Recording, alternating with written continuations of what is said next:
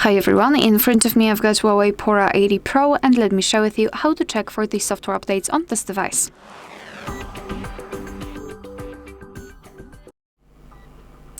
So let's begin with making sure that you've got the internet connection, because it is required, and simply for checking you can use Wi-Fi or mobile data.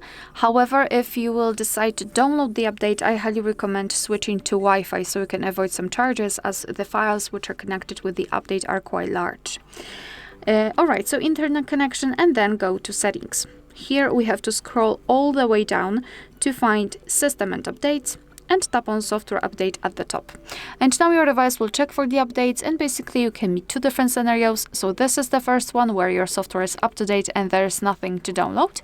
And the second one is where your device will actually find the update. It will show you the information about it, what has been fixed, what has been added, and then you will be able to tap on download or install and apply the update.